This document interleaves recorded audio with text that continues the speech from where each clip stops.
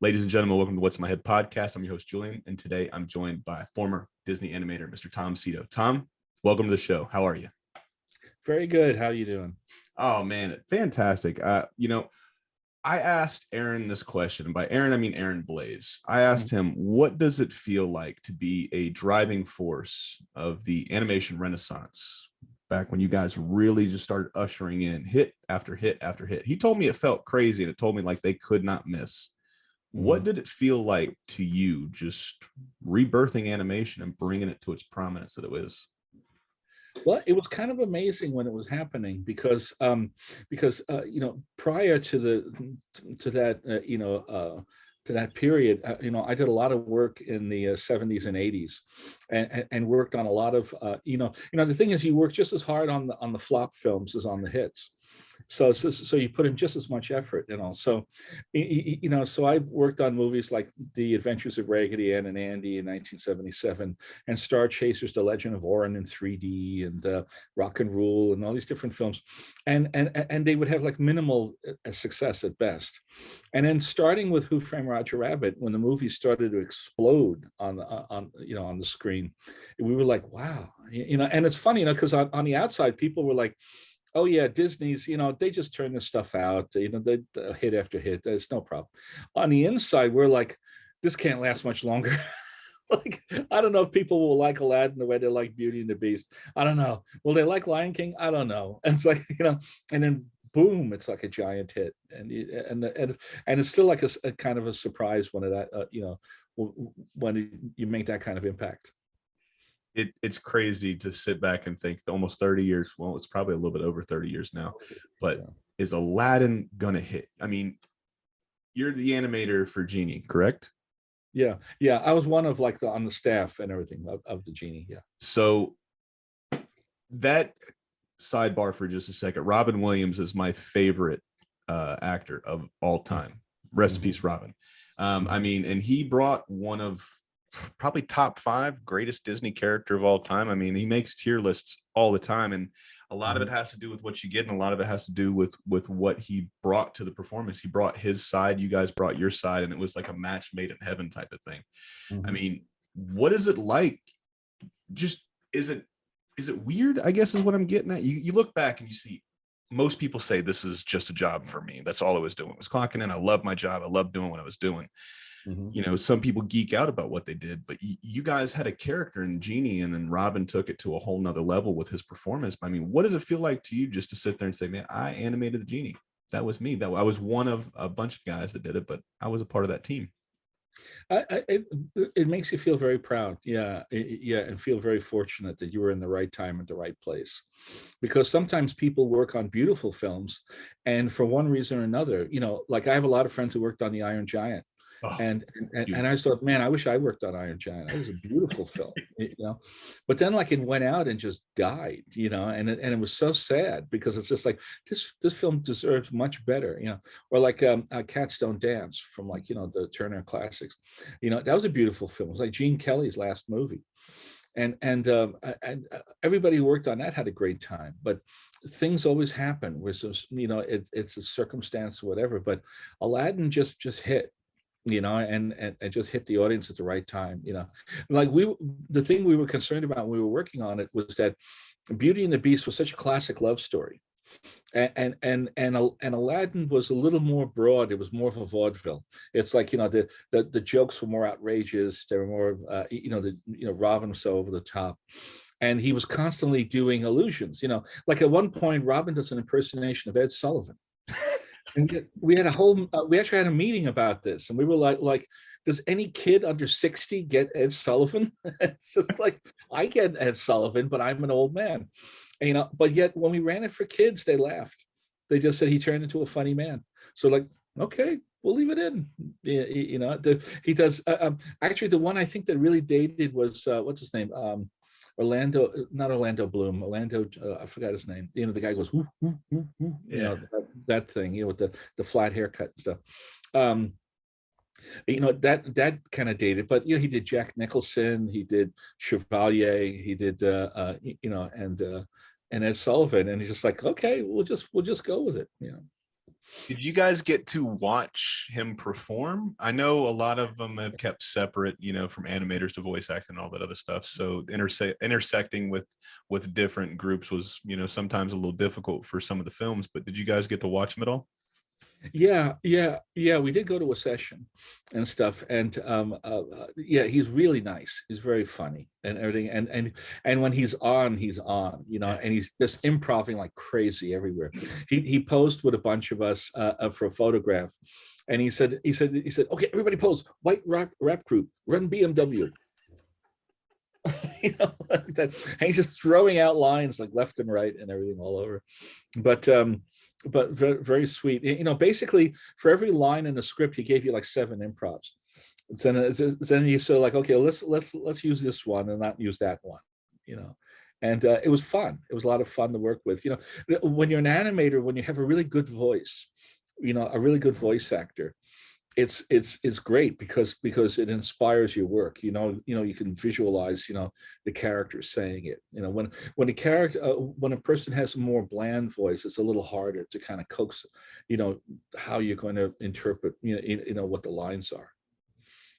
What would inspire you the most, just you specifically? I know you can't talk for every artist, every animator out there, but what would inspire you specifically? Would it be movies that you would go and watch, music? What would get you there? Yeah. I think I enjoy. Yeah, I enjoy movies. I enjoy music and stuff. I'm of a generation where I was raised on the animation of the golden age of animation. So I grew up watching Pinocchio and Snow White, Jungle Book, and all. And then on TV you see Bugs Bunny and all those characters. And then I was I'm old enough that when I started in the 70s, a lot of golden age artists were ending their careers. Mm-hmm. So we had a chance to overlap.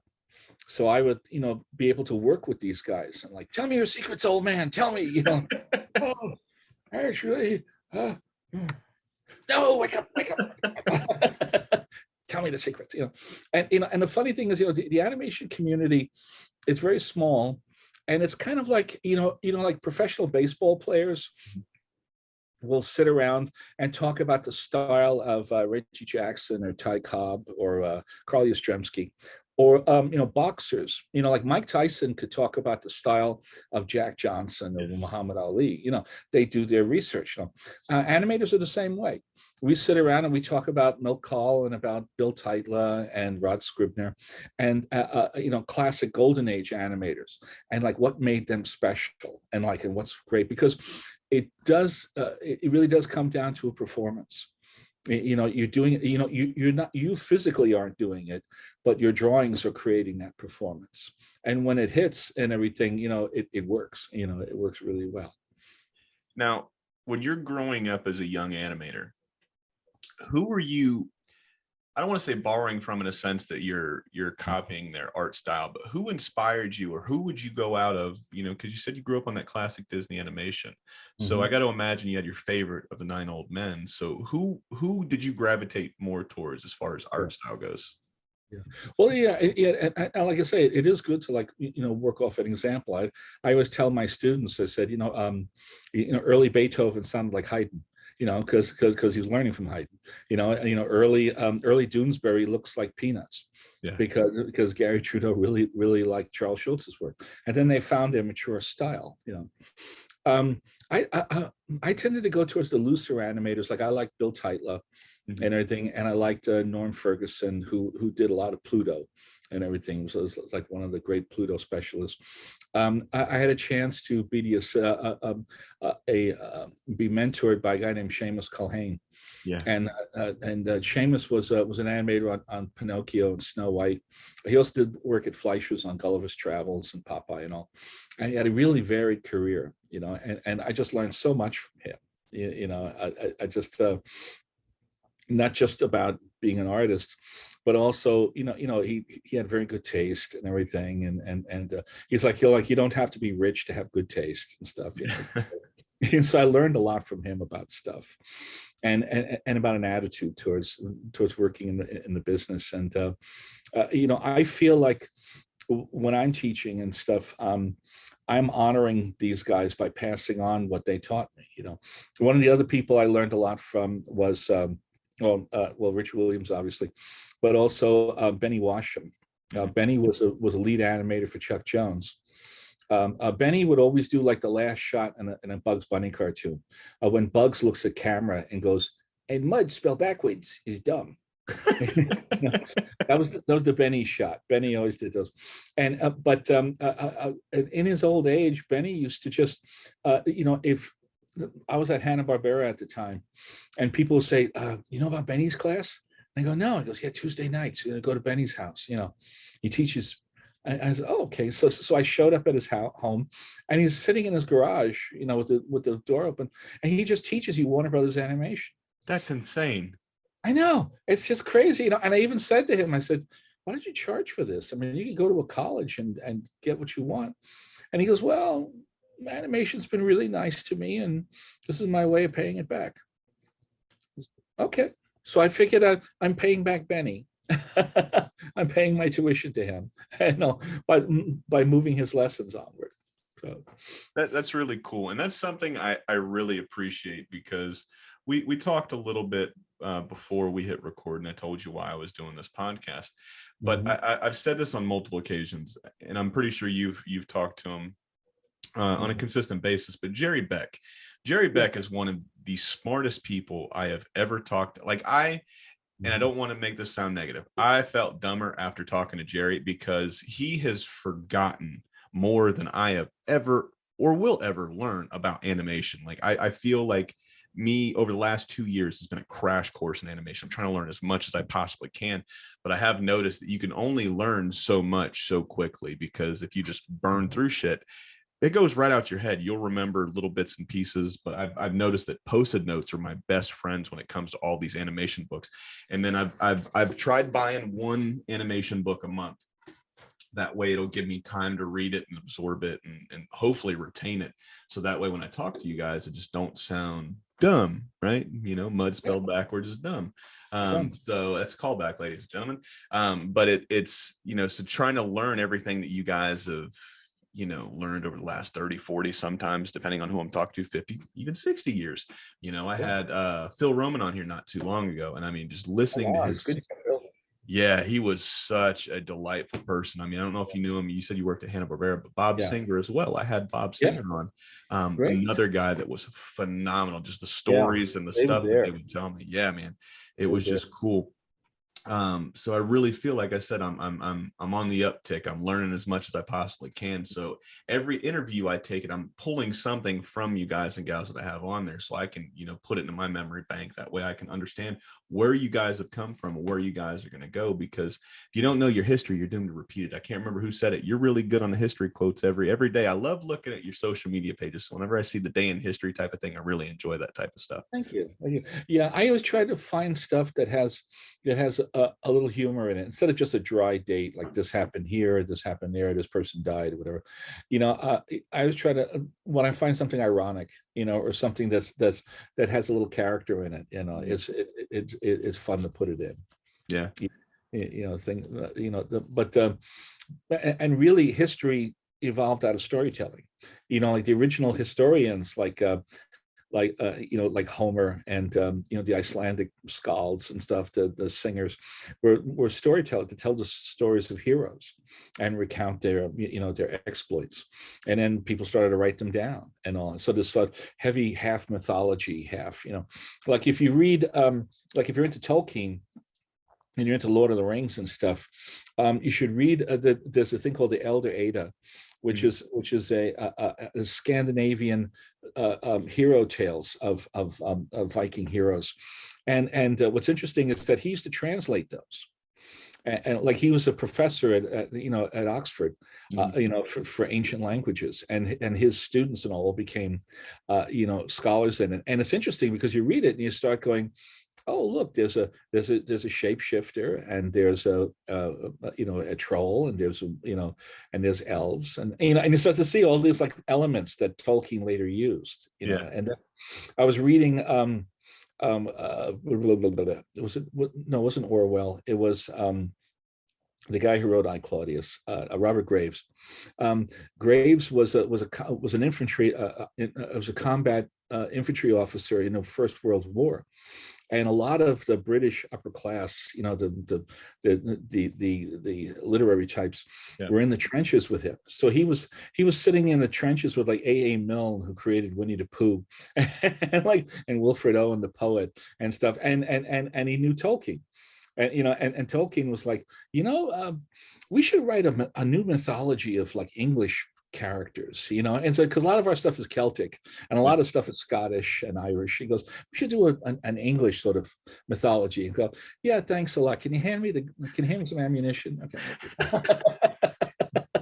Can you imagine that shit though? You've got bullets flying over your head and you want to sit here and just rewrite British history.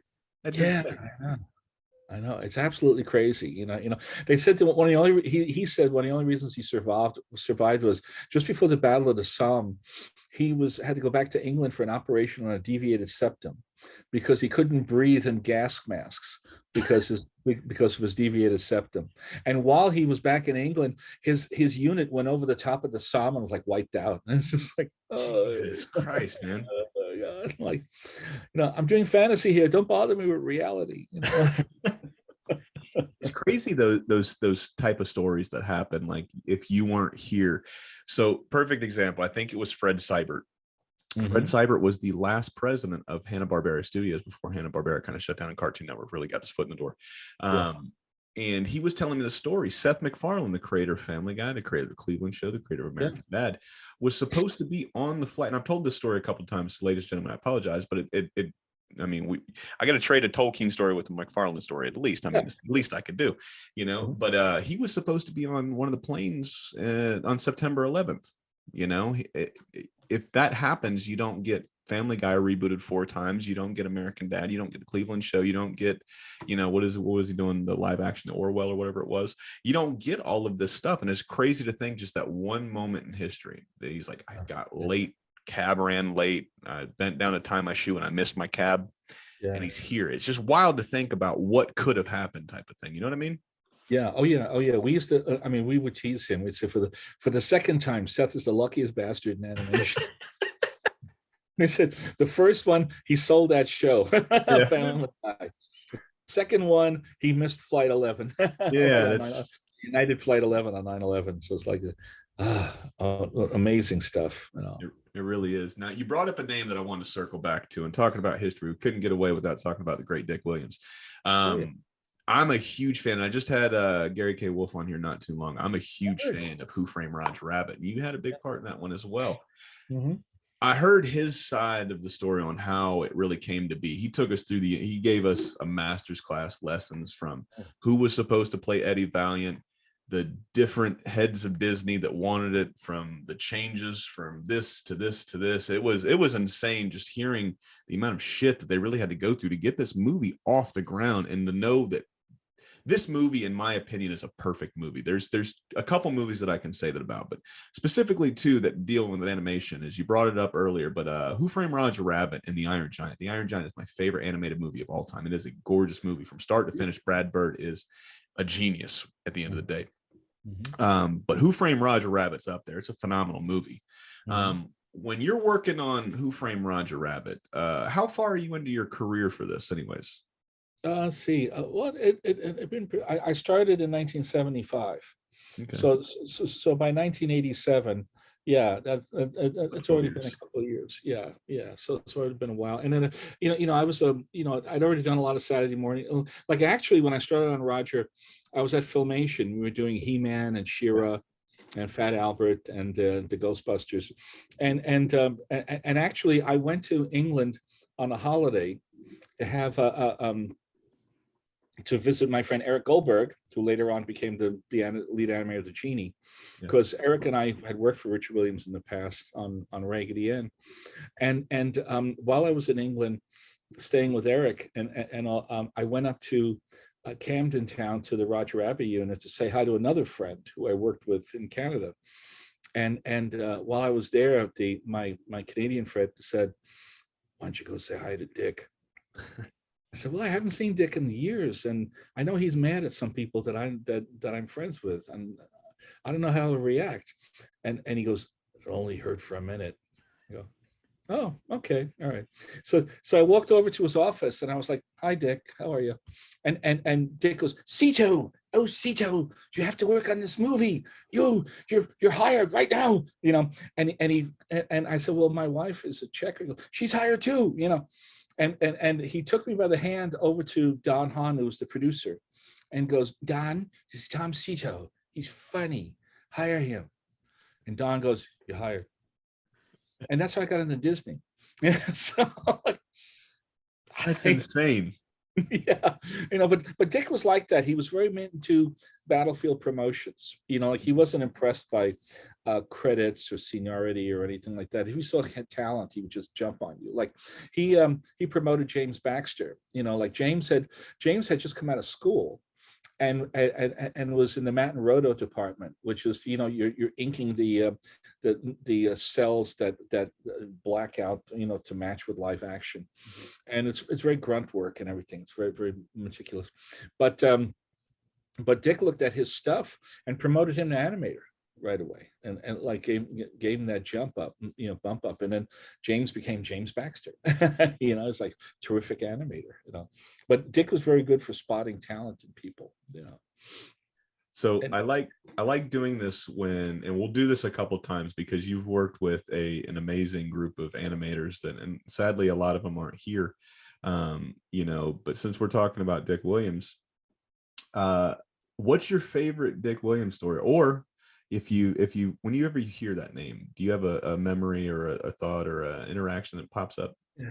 Well, Dick was really like a mentor to me too, and that I worked for him several times. I worked for him in England, and I worked for him in New York, and I worked for him in Hollywood, and every time I worked with him, my career jumped and everything. You know, it was like a spark plug, and because what I loved about Dick was that he was all about quality. Like he didn't care if the film made a lot of money. He didn't care what the success was.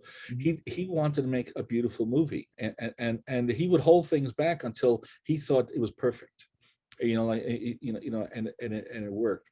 And he really kind of inspired a lot of his minions, you know, people like me, you know, to really kind of, you know, to really kind of aspire to be better, you know, and say that you can, you know. And like one of my favorite stories that Dick would say was that he says, in your quest to be an artist, you hit a series of walls. You're always going to hit a wall like that. And he says, and you have to decide, okay, what do I do to break through this wall?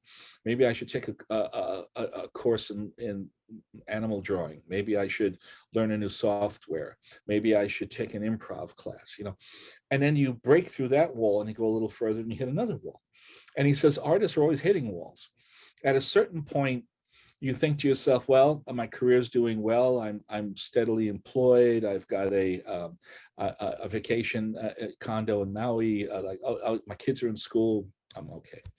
And he says the best artists never stop breaking walls. You never stop hitting those walls and breaking them. And I think that's true and everything. That's happened a lot in my career. I mean, when I went to Roger Rabbit, I could have stayed at Filmation. I was a director there. I was directing half-hour shows. And but I just thought, no, this is a chance to work for Dick and then work at Disney, and the work on, you know. And I read the script, and I love the script. I mean, it was, when I read the script, I could already see the movie. It's like, there it is. Like, just, you know, I went the next day to Robert Zemeckis because in the 80s, so much stuff was compromised. You know, you start with an idea, and then there's like pressure groups and parents groups to make sure you're not screwing up kids' minds and all. And oh, it's rubbish. And all your ideas get slowly gilded and torn to pieces and watered down, and you're used to that. Well, you know, I mean, even Zemeckis, Bob Zemeckis once said, my job consists of, I come to work in the morning and I compromise and I compromise and I compromise and I compromise, you know. But anyway, so I took the script home and I read it, and I brought it in the next day, and I went to Bob Zemeckis and said, this is good. Like, I was almost like, I couldn't believe it. I was like, are we really going to do this? You know, and he actually looked a little offended, you know, because he came out of screenwriting, and he was like, of course we are. far out. I'm happy. You know, and it was fun because you felt like for the first time in years, you know, the restraints were off, and you, if you wanted to hit a character with a frying pan, or you wanted to like blow him up or something, you could do it. You know, like, and it was fine. You know, like on Fat Albert, about the only physical humor I could get away with was spit takes. Yeah. You know, you're not allowed to hit anybody, you're not allowed to hurt anybody, so characters are always going. You know, it's like endless spit takes. Also, but that was TV in the 80s, you know. So like that. Now, I've asked this question a few times, but I've also set this question up a few times this way. However, I'd be remiss to not give it some kind of context. Did you ever watch wrestling back in the day? Oh, I remember the original Lucha Libre and everything. Yeah, So, yeah. Not the WWE, not that stuff, but so, all the go ahead. the I'm old sorry. the old Bruno Sammartino and Yeah. you know, those folks, Gorgeous George, you know.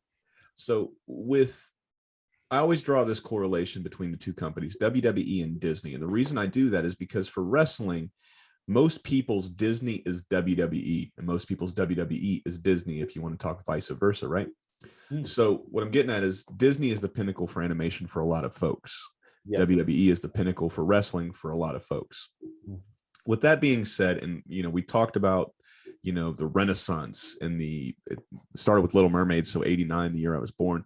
Mind you, apparently that was the movie I watched on repeat on VHS when I was like a year or two old, 1 or 2 years old. Yeah, I was teased about that for the longest time. There's a picture somewhere, either my mom has it or my older sister has it, of me with a Little Mermaid cake, and I'm like maybe 1.5, 2 years old, somewhere around there, somewhere in that range. So Little Mermaid was a big one, and I think it's just because hold on 1 second. I think it's just because I was a redheaded guy, and I see somebody that looks like me. I'm like, oh shit, you know, they got red hair too, and I got red hair. Whether I have the foresight to think about that at 2 years old, I have no idea. Yeah, it's funny. There was an argument at the beginning of Mermaid about her hair color because one of our producers said, "Come on, everybody knows mermaids are blondes." And what? Who said? You know, which animator is this? What is that written? I was a producer, but thank God everybody said, you know, first of all, the red and the green and the blue is a really good match and everything. It looks really good. And secondly, Splash had come out, and everybody's going to say it's going to look like a ripoff of Daryl Hannah. Yeah. So they went, oh, okay. So all right, we'll make her a redhead. So. But the reason, thank you for sharing that. I really appreciate that. Did he sound so sure-footed when he said that? Everybody knows mermaids are blonde. I want to know what that guy was really thinking. You know what I mean? Yeah. Liquid lunch that day. Yeah, people are always throwing opinions out. You know, there's always like, you know, and especially creative people, they're always trying to second guess what the public's going to like. Yeah. You know, there's always that kind of a back and forth and stuff, you know, because you're making the movie for yourself, but you know, you're also aware that, like, you know, audiences, are they gonna enjoy this? You know, like I was head of story on Shrek for a long time at DreamWorks, and the weekend before Shrek opened, if you asked me what I was going to do, like, I don't know. You know, this ogre that makes fun of fairy tales and boogies to old R&B, you know, and it was a gigantic hit. And you're like, okay. You know, Ice Age was a surprise. Like, nobody expected Ice Age to be a hit. And I want to put a pin in Shrek for just 1 second, because actually, let's take that pin out. I got a funny story about Shrek, man. So when I saw that 2001 is when it came out, 2001. Mm-hmm. Okay. So 10 years old, 11 years old, somewhere around there, right? Mm-hmm. I'm watching this movie a few years ago, and I got two kids. I got a 12-year-old and we have a 9-month-old. Mm-hmm. I'd like to say you can't really say that a 9-month-old or a baby after 12 years is a surprise, because if you don't use protection, there's no such thing as a surprise. However, right, so I'm sitting here 6 or 7 years ago with my oldest son. We're watching Shrek. He's watching Shrek for the first time, and you ever seen the movie I Am Legend with nope. Yeah. So there's that quote in there where you know, the main actor, he's going line by line, and the little kid's like looking at him, and he's doing all of the lines for Eddie Murphy and stuff, right? I'm essentially doing the same thing, and my son just keeps looking over me. He's like, "You've seen this movie?" And I'm like, "Yeah, man, I've seen this movie." And he was like, "But this movie came out in 2000, 2001." And I was like, "Yeah." He was like, you're old. And I was like, dude, I'm only fucking 26, man. I'm not that old. And he was like, yeah, but this movie is a long time ago. I was like, dude, this movie literally came out 10 years ago. It's Yeah. not that long, it's not that long ago. And he was like, man, my dad's old. Right. So that was the first time I'd ever gotten called old by my kid. But going back, the reason I brought up the whole WWE and the Disney thing, the dark ages of animation, what a lot of people would say the end of the 70s, well, really the start of the 80s, and right before Little Mermaid kind of hit, with Don Bluth Studios and everything like that. They tried to bring back the golden age of animation, and then you guys really knocked it out of the park with Little Mermaid, and then Beauty and the Beast, Aladdin, Lion King, and just it was hit after hit after hit, as Aaron Blaze said on the podcast. Was the goal for most animators, even though the dark ages, I guess, of animation during the 80s, was it still Disney, or was there a different mecca for animation during the 80s? Well, I think in the 80s, like people went where the work was, where there was something interesting to do. Like there was a period where London was doing a lot of cool stuff.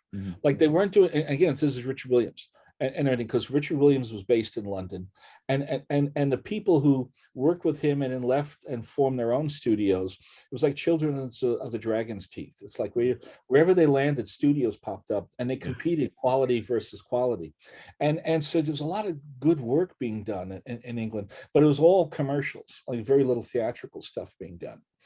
Of course, there's great stuff being done in Japan at the time, but Japan was very inward looking. It was, in the early period in the 80s and stuff. There was a lot of immigration issues where, like it was hard to hire a Korean. It's like everybody was Japanese in it. Now it's the government's open up, and there's a lot more people from other countries working in anime right now. Plus the money's had to get a lot better and everything, because it's hard to make a living. But you would go. I mean, that's what I was in England. I went to Canada for a while because Nelvana was doing some interesting stuff. There was a project being done in Japan by Tokyo Mushishinsha, based on Winsor McKay's Little Nemo character. And then we're going to make a Little Nemo feature. And John Canemaker was involved. Miyazaki was involved. Takahata was involved. And Roger Ellis, who later directed Lion King, was involved. So there was a lot of really good people working on that. And for one reason or not, the project just fell apart. Didn't go anywhere. So there was a lot of those starts and stops, where you thought something was going to happen. I mean, just like the Disney studio was all invested in the Black Cauldron. Yeah. They thought the Black Cauldron was going to be like their turning big point, comeback. We are back, kind of thing. And it got its ass kicked by the Care Bears movie. That's an understatement, Tom. Yes, it is. Yeah. I didn't work on it, so I can say like, yeah. But I'm actually my next book I'm working on is a history of the animation renaissance, because I said I thought it was funny that, like, when historians write about animation, they go right up to Walt Disney's death and Jungle Book, and then they stop, and then they restart with Mermaid. And you're like, wait a minute, a lot of stuff happened in between there, American Tail and Allegro non troppo, and there's a lot of interesting films being done in that time period.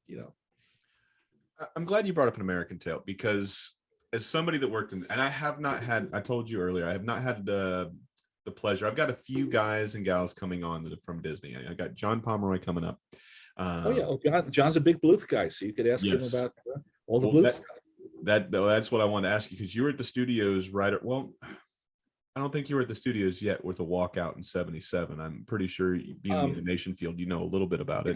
I was in New York in '77, but I know about the walkout. I was in the '82 strike and all, okay. So that was a big one and all. And that's the same year that NIM came out. Secret of NIM came out. So the reason I wanted to bring that up is because whenever I buy a new book, ladies and gentlemen, this is a free plug for Jerry Beck's Facebook page. Cartoon Research is phenomenal. Yeah. You want to go on there, you want to watch trailers, you want to pick somebody's brain. I mean, there's so many experts There's so many pseudo experts as well on that website that I've found real quick. But one thing I did notice is I bought what is it called? It's the Frank and Ollie book. Illusions of Life. Illusions of Life. I was going to say Illustrations of Life, but I knew that wasn't right. So thank you for correcting me. And I posted the picture, said I've been really waiting for this book. There was a $75 price tag. I am one of those people that I have a hard time. Like if something is over a certain amount of money, especially having a newborn, I'm like, man, do I want to buy? I go back and forth. Like I'll put it in the cart and then I'll take it out. I'm like, no, I'll get it later. I'll put it in the cart and then I'll take it back out. I'm like, you know what? Fuck it. Roll the dice. I'm buying this. Right. I had worked like 60+ hours that week. I'm like, man, I deserve something. I haven't bought anything for myself. So I wanted this book for a long time. So I bought it. Posted the picture, and then somebody goes in the comments and he says, that looks like the new and edited version. And I was like, what do you mean new and edited? Like revised? And he was like, well, yeah, they revised all of the Don Bluth stuff out of there. And I'm like, oh yeah. I didn't understand what they were talking about. And you brought up American Tail. We're talking about Disney. We're talking about the dark period of animation during the 80s, even though there's a lot of good stuff that came out, but collectively a lot of people think that that's a downtime for animation. I got to imagine you've had both books, probably the first one that came out for Frank and Ollie, and then you've probably got the new one. Is there any weight to that? Is there any truth to that? Because I tried Googling it, but I couldn't really find a definitive answer. It was more opinion based. Yeah, I didn't have I didn't get the revised version. I mean, I got the book when it first came out. Yeah. I bought it in 1981 in Canada. But and Frank and Ollie would come up to Toronto to see snow. Oh, look, Frank, it's snow. Oh God. And Ollie told a great story about there was a little ferry in Toronto Harbor that's an ice cutter because the Great Lakes like freeze over. And so this little ferry would go back and forth from the harbor front to the center islands and it would crack through the ice. And Ollie said that he and Frank were standing on the bow. This is like in January, it's like 0 out there, 2 degrees outside or something like that, and cracking through the snow. And he goes, yeah, Frank and I were out here and on the bow going, wow, this is magnificent. And all the Canadians are in the heated compartment going, those 2 stupid old men out there, what are they doing? But to make a long story longer, I don't recall the edit part, but I know that the Disney company does do stuff like that, because when I quit Disney's, a lot of the stuff that I did on the Fantasia Continued was like suddenly like not there anymore. I mean, I understand it, but it's also, I can't remember who said it, but it said I'm gonna butcher this quote, but it was something to the effect that history is really decided by whoever wields the pencil, and there's nothing better than the eraser for that pencil, so people can erase just whatever they want or whatever doesn't fit their narrative. And it just seems like, and I don't want to bash Disney, because it's easy, it's low-hanging fruit these days. I mean, it's very easy to bash Disney, and they do a lot of good, but they could do a lot better.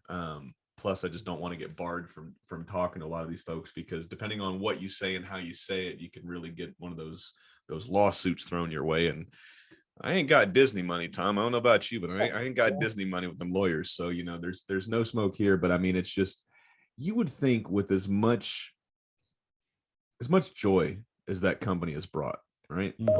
That something along the lines of just erasing part of history. And I got to imagine those Don Bluth era, there was a lot of people that got into animation specifically for people like Don Bluth and John Pomeroy and that whole initiative that walked out. And if there's anything that makes something better, as I butcher the English language, it's competition, right? So if Don Bluth Studios is doing great, Disney's going to have to play catch up, and vice versa. So if Disney's doing good and Don Bluth is still competing, I mean, it's forcing iron sharpens iron, right? It's that old adage. Oh yeah, absolutely. I just always thought it was crazy. And like I said, when I saw that comment, it's very hard to believe what people say online, because it's so easy to just type whatever you want, because nobody's really fact checking shit. When you go and fact check some stuff, you can kind of see what they're saying, but 90% of the time it's just blown out of proportion. But thank you for shedding some light on that. I didn't know about the Art Babbitt thing. Like I said, I buy an animation book once a month and I try to absorb as much information as I possibly can. That's sad. I'm glad they at least rectified, whatever issues they had, towards the end, because nobody wants to take that shit to the grave. Yeah. Actually, when you talk about, my first book Beautiful. was actually about the Disney strike, because I knew all the strikers Yeah. and everything, and I knew them all personally. And when I was working at Disney, being a Disney animator and stuff, you're like part of the tribe and everything, and people sort of like open up with that. They may not do that to like a regular journalist, mainstream historian. But the thing about the strike was that when you talk to the people who lived through it, it was the most important thing in their lives. Like it changed their attitude. Like Ward Kimball and Walt Kelly were friends until the strike, and then they were enemies after that. There was so many friendships were broken, and so many relationships were different, and like I was talking with Maurice Noble, who's the great designer for Chuck Jones. And I'd say, Maurice, come on to the Disney lot. We'll have lunch. I'll get a lot of your old students together, we'll all hang out. And Maurice goes, no, I might run into Frank Thomas, from the strike. And I was just like, wow, what happened that caused this anger that these guys take it to their graves? I mean, I'm at the the far end of my career now after 47 years.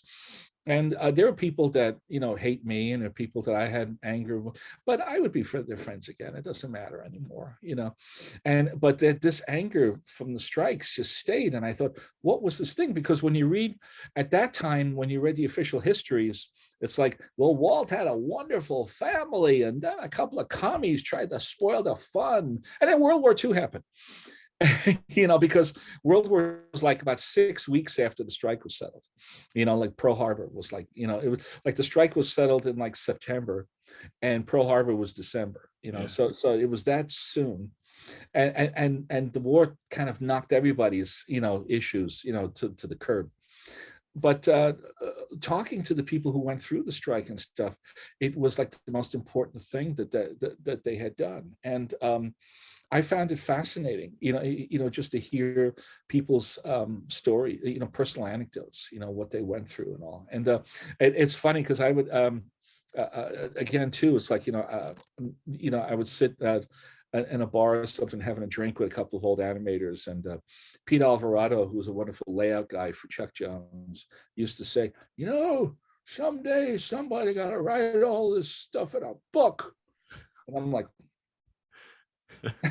I got you. I got you. Yeah. So yeah. I mean, he used to say things like, I remember Leon Schlesinger's favorite phrase, I'm going to Palm Springs for the rest of the week, and fuck you. I never saw that in a book. Funny.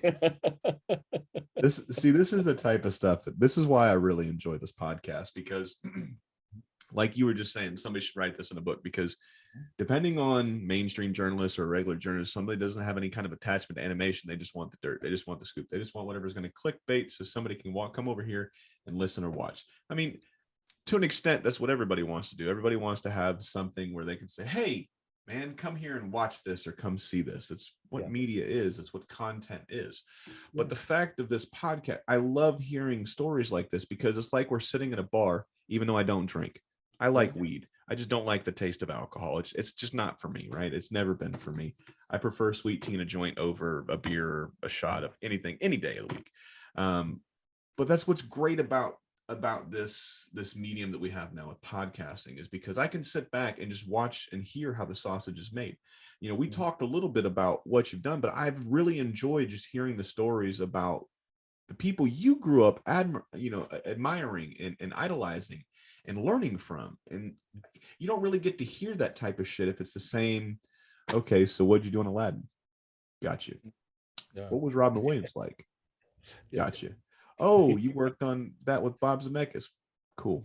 It's just boring as fuck is what I'm getting at, Tom. This is, I like seeing you guys let your hair down, in a sense. I like seeing you guys tell these stories, because when you guys go, when we go, when the next set of animators go, these stories kind of die if they're not out there. Luckily, in today's day and age, I don't want to say it's easy to write a book, because I thought it was going to be easy, because I've been writing some stuff down.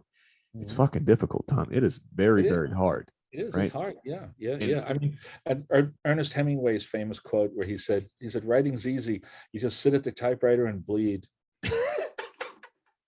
Isn't that nice? that's I what it like that. feels like. It's like a slow death, Tom. It It fucking is. It it's is. Yeah, agonizing. yeah. I mean, the ultimate writing is rewriting. The chapters that I thought were so okay, this is cut and dry. This will write itself. It's easy. I wind up rewriting 6 times. Yeah. And then like by the sixth time, I go, yeah, it's better. Yeah. It's like, you just have to, and you have to, like, who was it? Another famous guy, I forgot, it was Stephen King or something, said, a good book is never finished, it's merely abandoned. Yeah. you know and that's true too, but it's the same thing with animation. You could keep writing stories, you could keep changing the story. Every Disney film we worked on had like about there's always a couple of songs that get cut, like full numbers, like really beautiful song, like Pocahontas had a beautiful number at the end, that called If I Never Knew You, that they wrote. And it's really, if we completed it early or something, maybe it would have won a Grammy or so, or an Oscar or something, because it's really beautiful song, but it just didn't fit in the narrative. Yeah. And what we did is, this is why we do test audiences. Like, I didn't believe in the test audience until I saw it in action. And it's fascinating, because the stuff that you think is absolutely going to kill, like it's absolutely hysterical, you bring in an audience of strangers and you sit in the back of the room and watch, and things that you thought were absolutely hysterical just lay there like a dead fish. Yeah. And then the way somebody says something, or the way two shots are cut together, the audience breaks up, and you're like, okay. They like that, and so when this song came up, it's when John Smith is tied up in the tent in the hut, and he's going to be killed the next day, and Pocahontas comes in and they sing this tearful song together, If I Never Knew You, like this. And what happened was, we ran it for an audience, particularly of adolescents, and because they're a tough audience, because they've got no tact. If they hate Oh it, yeah. they'll let you know. They're the honest people in the world. Yeah, that's why they're great. Yeah. So we were running this for an audience, and as soon as the tinkly keys came up, and all, there's a groan came out of the audience. It was like, oh, another fucking song, and actually Alan Menken, the composer, got up and looked at us all, including Michael Eisner, and said, we got to cut that song. And yeah, it's like the only work of art that counts is the movie. The movie is the work of art. Everything else is process. So if you have to lose a song, you lose a song. I think Mary Poppins, the original Mary Poppins, had the record for like 6 songs were cut. Jesus. That's the most I've ever heard. But usually there's about 2 songs, or 1 or 2 songs get cut out of every film, and they're all good songs. They just don't fit in the narrative at a certain point. Do you you brought that song up, and I'm glad you did. Do you listen to podcasts at all? I mean, it's okay to say your favorite podcast is the What's in My Head podcast. You know what I mean? Actually, not that much and everything. I listen to the ones that I'm in.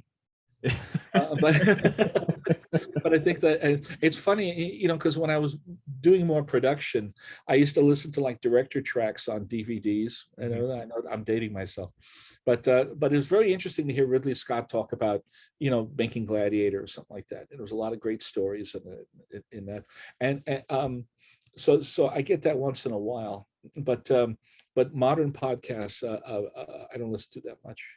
So the only reason I bring it up, I'm glad you brought up the director's cuts, because I absolutely love watching those when I actually have time. I like just listening to, because there's generally 2 options. You could just watch bonus features, deleted scenes, blooper reel, that type of thing. But I like it depending on the DVD or Blu-ray you buy. You can go on there and you can watch it with the bonus tracks, the talk tracks, where the directors and the actors, or the producers, the writers, whatever it is, depending on what type of movie it is, they'll talk while they're watching the movie. So they're watching it with you, and you're listening to like, oh, this is why we shot it this way. This is why we did this that way. And it's so eye-opening, because you see a movie one way as it is. Yeah. They're telling you every direction that they wanted to go, but the reason they went with this one is because it's more eye candy, it's more appealing. Your mind is going to go to this way, vice the other beautiful shots that they had going around up here. Yeah. But the reason I bring up the podcast, I think you might like this one. It's called Disorder, and they did every Disney film. So they started with the first Disney film, and then they went through the entire catalog of Disney feature films. And I didn't know about the song that you had just talked about with Pocahontas until I heard that. And I think they play it at the end of their podcast. Oh, It's a sad damn song. And then you think about it, like, man, that would really pull you out of the moment for that, because you've already hit the climax, or that's pretty much close to the climax, and you're waiting for the hero's return type of thing, and then that just drops the entire mood. And I never thought about it that way until you talked about it, and then I heard that podcast not too long ago. But it's, like I said, it's completely nothing about Disney. I've talked to one of the guys a few times, but it's called Disorder. Phenomenal podcast, man. These guys go super deep and super nerdy, more technical than I could ever get, but they're phenomenal podcast. Yeah. But as we start to transition into the fans' questions, because we've been going for about an hour, and I don't want to keep you too much longer, but I would love to have you back. If you've had fun, I'd love to have you back on, because there's no way we could do your entire career, or even the third of your career, a quarter of your career in just an hour, because you've done so much. So I'd really like, if you'd like to, I'd like to have you come back on, and we can talk a little bit more in depth. We'll throw up, if you want to, we'll throw up a couple topics, and we can deep dive if you'd like to. We'll let the fans choose and everything like that.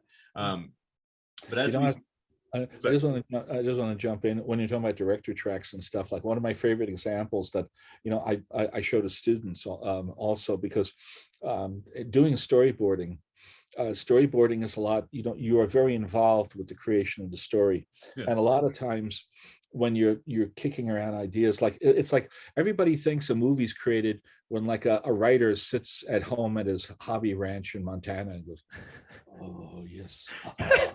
Here's a script, and like, it doesn't work that way. It's like they write the script, but then as it goes through the story process, in the Disney story process, which is also the Pixar and the DreamWorks stories, we kick around ideas, and sometimes whole plot lines get thrown out.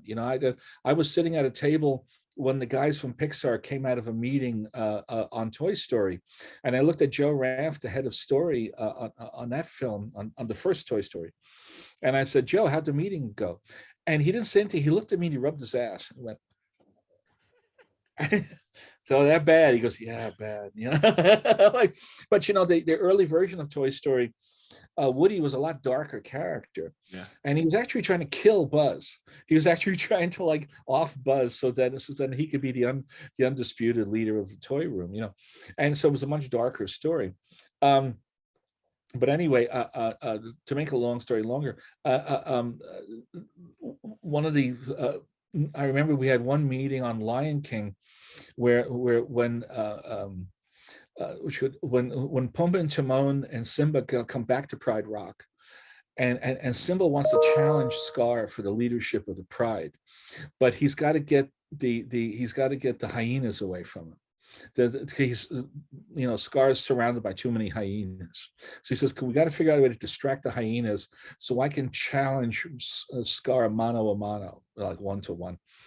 And what do we do? So in the story department, the writers and the story artists and the directors and our producers, we're all standing around arguing about what could he say, blah, blah, blah, blah, blah. And at one point, one guy yelled out, "Hey, maybe Timon should say, what do you want me to do? Put on a grass skirt and do the hula?" And the director went, "Good. That guy needs a raise." Yeah, and that went in the movie, and that's like one of the biggest laughs in the film. Is is when he's doing the hula. He goes, "Are you aching? Yep, yep, yep. For some bacon? Yep, yep, yep." It's a funny scene, but a complete improv. Just pulled it out of his ass, just like, and there it is. It works. The other one I like, although this is a live action version, Ridley was talking about in Gladiator that in the opening sequence where the Roman legion's going to fight the barbarians, he wanted the Romans, like to the Romans it's business, like the barbarians are like, ooh, they're like yelling and war and stuff and war chants and all. To the Romans it's like a job. It's like, okay, let's kick their asses and then do lunch, and it was very, very businesslike, and he wanted the warrior, the Roman soldiers, to have a macho motto or slogan, kind of like the Klingons, like remember when the Klingons go, "Oh, I hope you die well," like that's they want them to say something like, ugh, something macho. So they're going like, oh, Hail Caesar, or, Ave Roma, Roma Victor, and they're trying all these different things. And it's like, and then Russell Crowe said, my middle school in New Zealand had a motto painted over the door, and it said strength and honor. Yeah, that's awesome.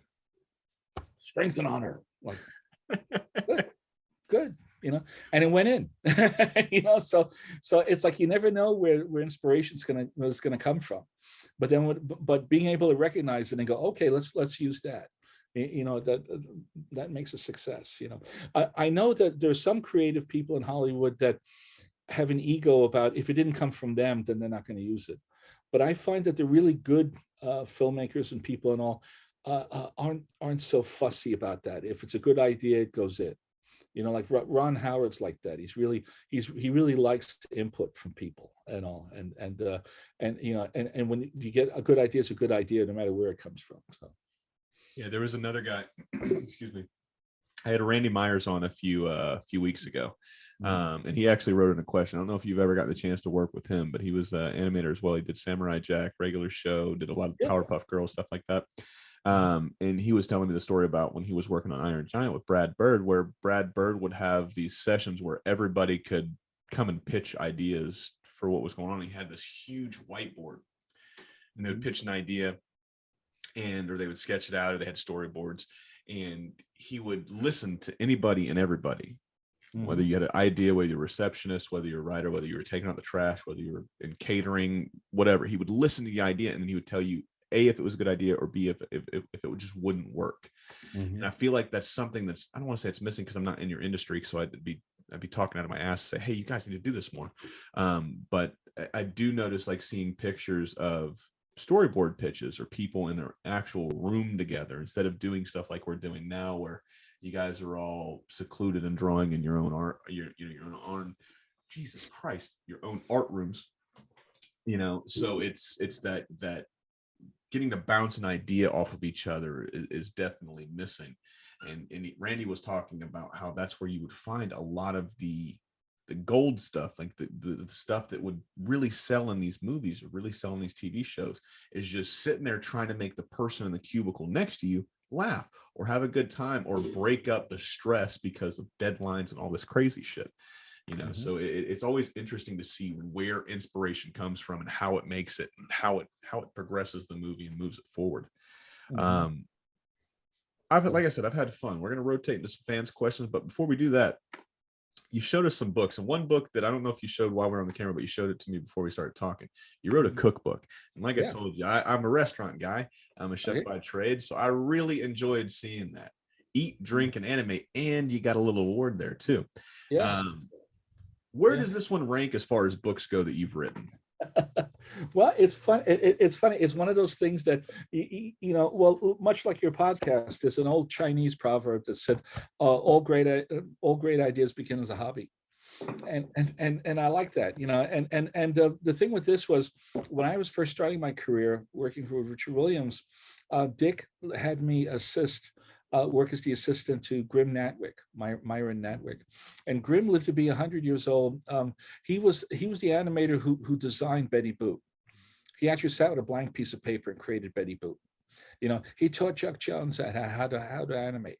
Like when Chuck got his first job at the Mint studio, and he was sitting at the desk looking crestfallen because he didn't know what to do, Grim took him across the street, bought him an ice cream soda, and explained keys and in-betweens and arcs and squash and strip. And this is like the beginning of Chuck's career. So I assisted Grim. I was like 19 or 20, and Grim was 87. And I was terrified. I just was so scared of him, in awe. But when I finished, he was so nice. He gave me his chili recipe. And I said, because he's from Missouri originally, and he really loves his chili. So I had Grim's personal chili recipe. And then later on, I was talking with another animation historian a few years ago. And I said, talking about books. And I said, I've got Grimm's personal chili recipe. And I've got Walt Disney's personal chili recipe, because Walt loved chili. And I also, when I was in Japan, I picked up a recipe from Miyazaki for ramen noodles. I said, I can write a cookbook. and the other historian was John Alberto Bendazzi. He went, "That's incredible idea. Yes." He sounded like Stromboli. He was like, "Yes, do that." And it was the fastest paperwork I ever got. Just say to a publisher, cookbook, and they're like, paperwork, and like deal, didn't even have to think about it. And then I started asking all my friends, and I found out when your full-time job consists of something that's very virtual, like it's things on computer and stuff like that. The way you relax is to do something tactile. Yes. I talked to a lot of programmers who their favorite thing to do is gardening, or one of them like refinishes antique furniture. And I know a bunch of them cook. It was just like this. So I talked to Chuck Jones' family and Frank Thomas's family, and I said, "Did Frank have a favorite recipe? Did he like to cook anything?" He goes, and it's funny because at first they go, "I don't think so." Then later on they go, he did do this omelet. And I said, "Okay, give me that." So I got 75 recipes. I've got a recipe from Bill Hanna. I got a recipe from Frank Thomas, from Eric Goldberg, from the Richard Williams family. Just about 5 Oscar winners, about 3 Emmy Award winners. Everything from like a really elaborate, stuff to very, very simple, dishes. There was one guy who used to direct death metal videos, and that kind of thing. And he did this thing called for a pickleback, which is a shot of bourbon and a shot of sour dill pickle juice. Throwback one, throwback the other, repeat. You're like, okay, Oh, actually, yeah, there's a number of anime. Well, Mark Davis, who created Cruella de Vil and created Maleficent, had his signature martini. Mm-hmm. And Grim Natwick used to say, "You haven't lived until you've had a Mark Davis martini."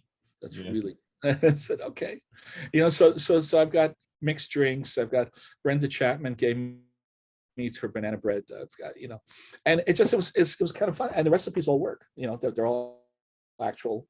You can actually do them. All the different people. So it was a labor of love, and it's one of those kind of things that it just came together so fast that you're like, this is working. Like, okay. That's awesome. I was just actually in a chili cook-off on Sunday. We got People's Choice Award from a restaurant. It's kind of, I feel like it was rigged because we didn't finish top 3, but we got People's Choice. How everybody thought our chili was great except the 4 judges, and it was hosted. We raised some money for the police department. Whenever the canine units. Whenever the canines retire, you can take the dog home with you if it's your dog. However, what you also take home with you with the canine is the canine vet bills. And with a lot of these dogs, they've been shot, they've been hit, they've been stabbed, stuff like that. So the vet bills are pretty tremendous, and you have to pay for those. So the money we raised this weekend was for, I believe it was for to cover some vet bills for some dogs that were getting some new homes. They were retiring and they were getting to go home and spend the rest of their days not chasing people but enjoying their life. Mm-hmm. So we raised some money to help them, and so it was put on by the police officers, and the police officers won it. The judges were police officers' wives and ex-police officers. So I feel like it was rigged. Tom, I'm not saying there's some crazy shit going on at these chili cook-offs, but I think some crazy shit going on. Nonetheless, man, we got People's Choice. So I would love, is it still in print, or do I have to find it on a secondary site? Okay, cool. Yeah. No, all my stuff is on which I've got an Amazon page and everything with all my writing on it and everything. And then the other one, well, besides I said the strike one, one of the other ones I wrote was I wrote a history of computer graphics. Stuff. This one called Movie Innovation. The reason I did it was because I in my career I saw the digital revolution happening. Like when I started, I remember the very early experiments. You go to like a film festival, and usually like at 10:30, the last show of the night, they show the computer film, and it'd be like moving like really, really weird. And they go someday, and actually Seamus told me one day, we were working together, and he looked up from his typewriter and he goes, computers are coming, going to change everything. Business will never look the same. And I'm like, that's nice, old man, lie down. have some wheatina, like, Have this Mark Davis right. meat martini. Calm Yeah, down. yeah, having Mark Davis, yeah. But it did change the whole world. And then I was thinking, and actually when I was writing the strike book, I was trying to explain the digital transition. And in order to explain the digital transition, I had to explain where digital came from.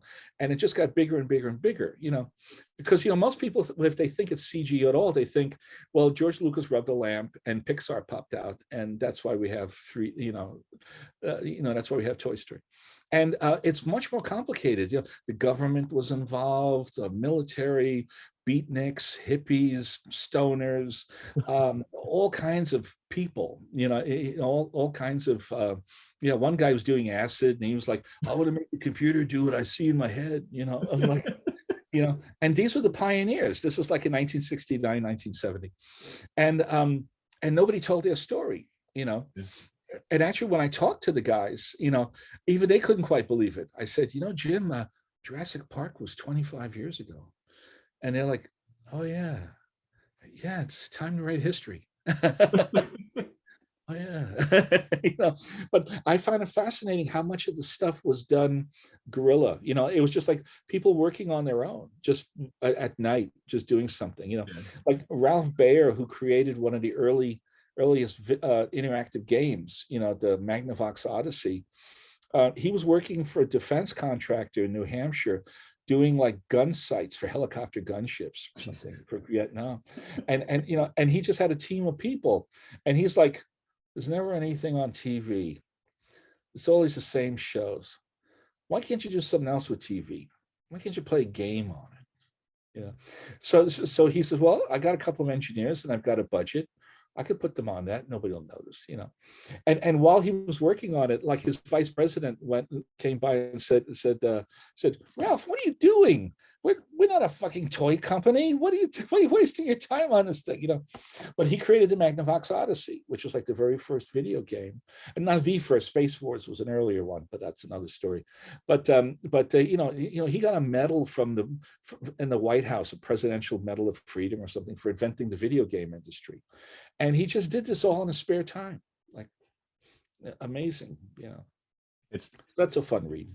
I can't remember who said it, but it's not so much what you do at your 9 to 5, but it's what you do to that 5 or that 6 to 12 after you get off your work. So if you got some hobbies, ladies and gentlemen, that you like to do, that you want to progress in, or you want to get out of that 9 to 5 job, make sure you make that 6 to 12 count. So we're going to rotate into some fans' questions, and we'll get to as many as we can. Printy number 7337 wants to know, who was the best underdog screenwriter you've ever met? The best underdog? Yeah, I'm assuming he means maybe somebody that's not mentioned in the mainstream media, somebody you might not know of. Oh, I thought you meant the character. No, the character. I had to reread that one a couple times. Yeah. Let's see. Well, let's see. Irene Mecke is terrific. She used to write for Lily Tomlin. And she did a lot of writing for she did a lot of work on Lion King and everything. Very great sense of humor. Very, very funny lady. And I think she's better known among other screenwriters than she is. Actually, Carrie Fisher, who just passed away, the Princess Leia, she had a great reputation as what we call script doctor. In her later career. So it wasn't so much acting, but she, a script doctor is someone that a studio calls in when a story is already in production but is having obviously problems. So you bring somebody in and have them take a pass at the script, and usually towards humor and stuff. And Carrie had a great sense of humor, so she was actually one of the better script doctors in her day. Beautiful. I didn't know that, man. So thank you for sharing that. Cameron writes in. And I'm going to butcher this artist's name, so you might have heard of him. So you might be able to point me in the right direction as far as pronunciation of his name. But Cameron writes, Craig McCracken recently shared a heartfelt tribute following the passing of Jean-Claude Mazers. Do you know this artist? It's Meziers. Mazers. Messier could possibly be. Actually, I don't know. No. But he brought that up. So he said he shared a heartfelt tribute following the passing of Jean-Claude. Jean-Claude was somebody Craig looked up to quite often. He was like his guy that he tried to model himself after, or somebody that really drew inspiration from. I mean, I know Craig and everything, but that name doesn't ring a bell to me. Sorry. No, it's no problem. The only reason I wrote that is because did you have a similar encounter with an artist that inspired you growing up? So Craig, when he was on the podcast last year, talked that he had got to go and meet with Jean-Claude, and I think he got to actually go and spend some time over at Jean-Claude's house, and he really just got to absorb being around his hero essentially. So did you ever have a similar encounter with an artist that inspired you, or inspired you growing up, that you got to develop a relationship with? Oh yeah. I mean, I got to meet, I got to know Chuck Jones really well. Mm-hmm. And I mean, I grew up like, when you're a kid watching TV on Saturday morning, after Walt Disney, the name you see most is Chuck Jones. Yes. You'll see that name up there, and he goes, that's the name, that's the guy. And then when I actually met him, I was like, wow. that's him, that's the guy, and we actually kind of clicked, because it turns out that he likes history like I like history. Mm-hmm. And he likes throwing anecdotes and telling stories, and I like telling stories. The first time I actually spoke to him, it was at the urinal at the Academy of Motion Pictures Arts and Sciences. I was standing in the men's room, and I'm going, Chuck Jones is standing next to me, Chuck Jones is standing next to me, And Chuck leans over and he goes, I often wonder, why do you wash your hands afterwards and not before? Because before is when you handle the important stuff. Afterwards doesn't really matter, does it? And I thought, all my life when I was a child, I thought, someday I'm going to talk to this man. And I never dreamed this would be the first conversation I'd ever have. And when I was at his funeral, I was talking with Mary and his wife, and I mentioned that story, and she goes, "Yeah, that sounds like Chuck," because he had a naughty sense of humor too. So no, I can imagine, man. You kind of got to with doing what you guys do. You guys are consistently working under the gun, man. So you gotta, and a lot of it. I'm talking out of turn. I just read his book, so I feel like I should know this. But he spent some time in the military, didn't he? Who's that? Chuck Jones spent some time in the military, didn't he? Yeah. Well, Chuck was in the Army Motion Picture Corps and everything, which is they're making training films. They do the private snafu films and stuff, which is telling soldiers like, don't get VD and don't tell secrets, all that kind of stuff. So the only reason I bring that up is because I know Disney did some, when I say did some time, because that's the way you look at it when you're in the military. It's like you're in prison, so it's like, yeah, man, I did some time. But you definitely have a different sense of humor once you're in the military. It's definitely not PC. It's definitely like everybody just rags on everybody for everything. Stereotypes go out the window. It's just whatever you can get to make the person next to you laugh. You're just talking crazy amounts of shit. So you definitely see that, or I could see that just from the story you just told, because I'm assuming war changes some people. I never saw some war. I was on a boat, but I know some people. Yeah, and it's a thing too that I've noticed, because I did some Sesame Street and some children's television workshop and all, and I noticed that like there's a level of like, the cuter your stuff is, the more for like little children, your sense of humor is going to be raunchy off camera. Dark, yes. just to kind of like, just as a balance, just to kind of step back from that and everything. So yeah, some pretty raunchy jokes would come out. So. Cameron had two more here. Excuse me. He wanted to know, what was the hardest project for you as far as meeting a deadline goes? One stick out to you? Let's see. I'd say probably Who Framed Roger Rabbit. It was a very difficult film to do, and matching all the live action, and everything. A lot of the retakes we did was called registration, which is that you see a character. When they shot the movie, they basically shot the movie with the character not there, just like empty seat. Mm-hmm. So if the character picks something up or something, it's this is on like a little which was armature or something like that, because because 3D wasn't good enough yet, and everything couldn't do. So if the character's holding a gun, it was a real gun, and they put it on a stick, and they had guys from Muppets that were like holding it up, but you had to match your character to the gun and everything, and if the camera even did this a little bit, that's perspective. Because animation perspective is perfect, so you had to match the perspective of the camera angle. Richard said, they did a lockdown camera at the beginning of the film, but they said it didn't look good. It looked kind of fakey, like it didn't have energy. So Dick's motto is, the best way to do something is the hard way. So he told Zemeckis, just shoot the movie and we'll match it. So when you looked at the rough cut of the movie, it was already a really good Robert Zemeckis Spielbergian type action comedy, except there was no characters in it. And you had to put the characters in there, and that was the majority of the retakes. We were doing for like 3 months or something. We were doing 7-day weeks and like 12-hour days. When the film ended, I got sick for a week. It was just bouncing back, but it was all worth it in the end. You're like, it's a good movie.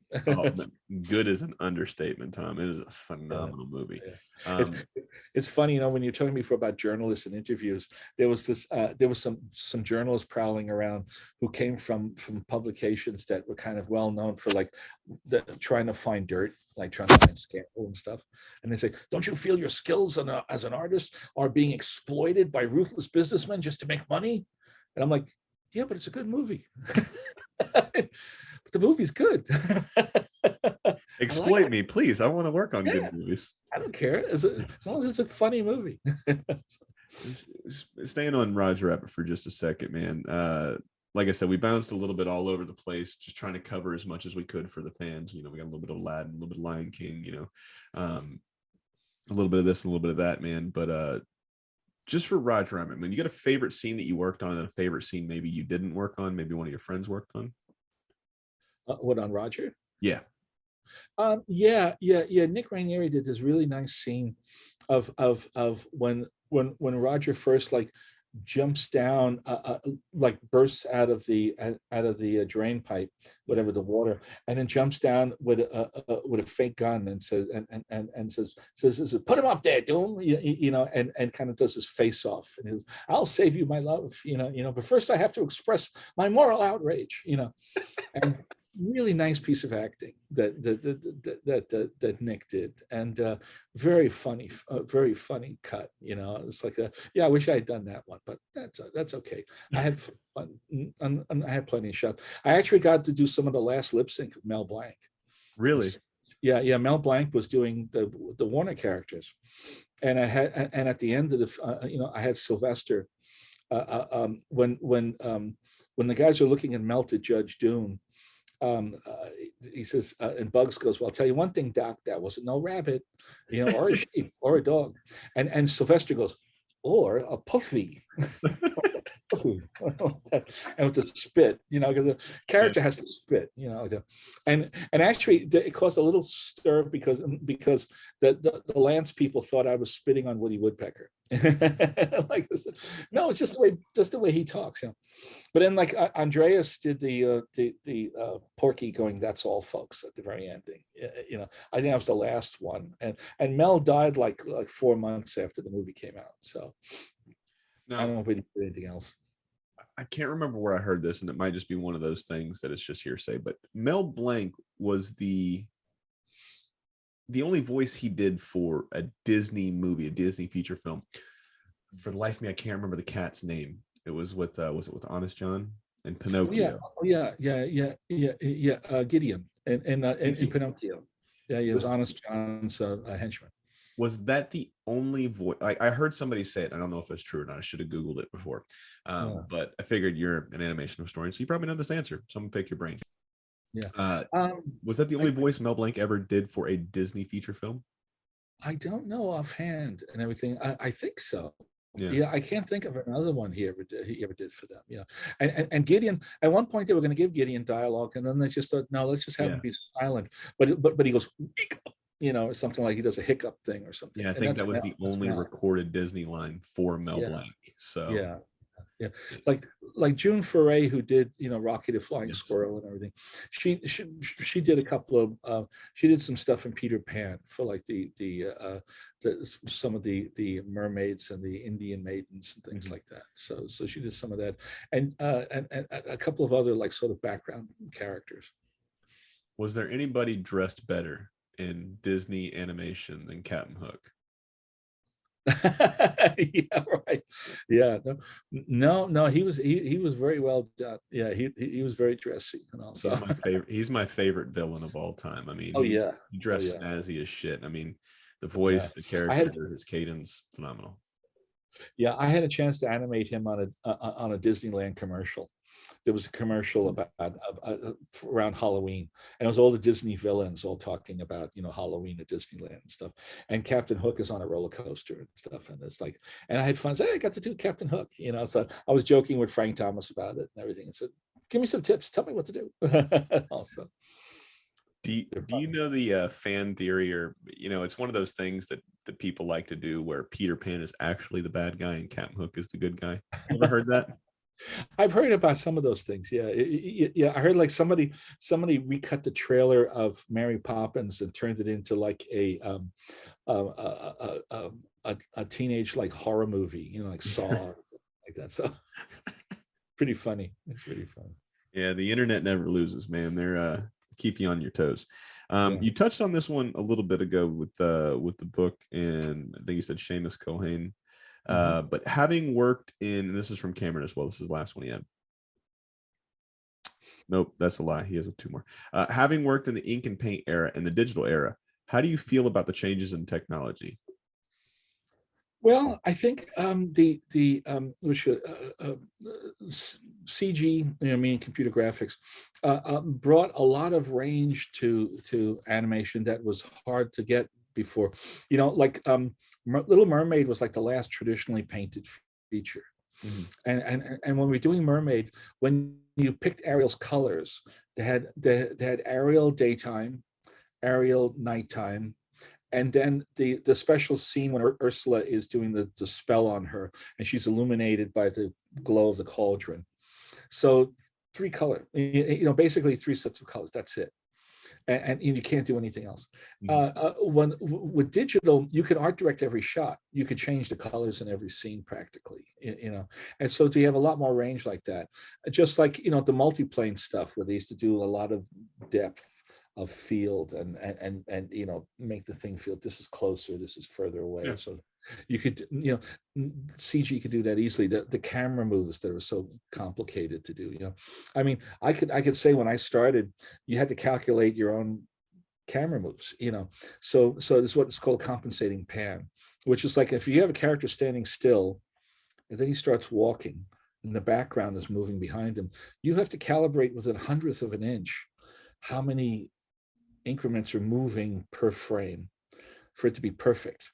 Because if the walk is not calibrated correctly, it looks like he's skating, Yeah. slipping. That's when it's done incorrectly. And it all has to be on ones, because if you move the camera on twos, then you see, Yeah. it does that. Um, so that was like really, so when that went to digital, I'm like, great.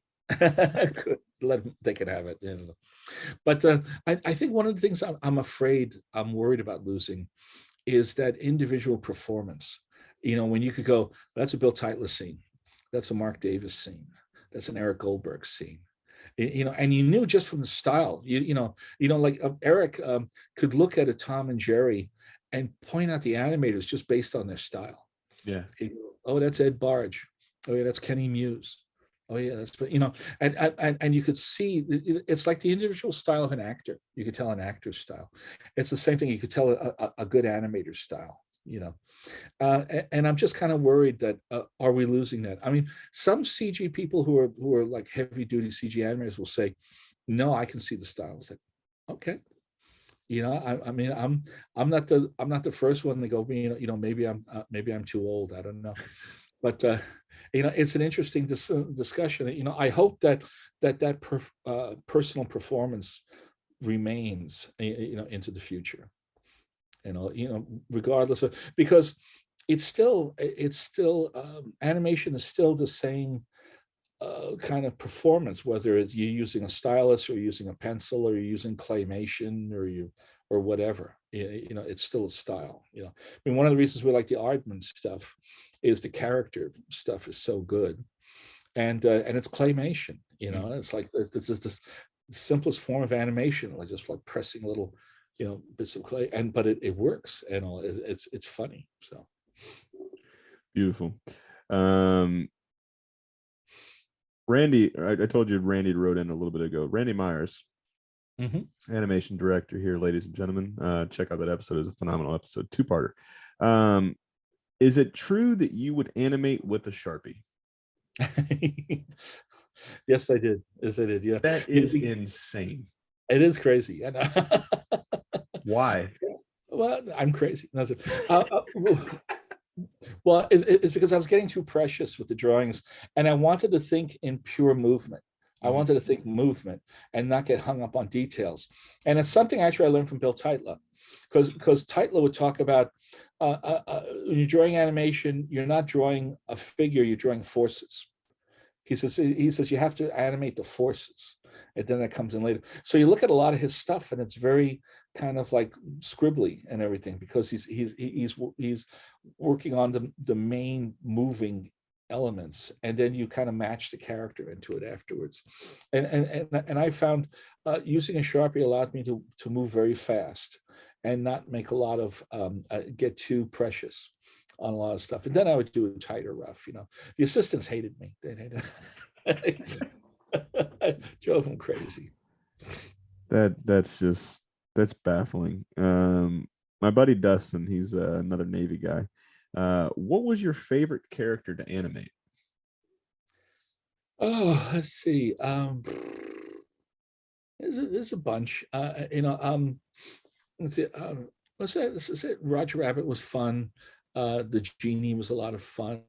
The nice thing about Roger Rabbit was getting to work with old characters. Like I got to do some Wile E. Coyote and things like, and the great thing about working with an old character.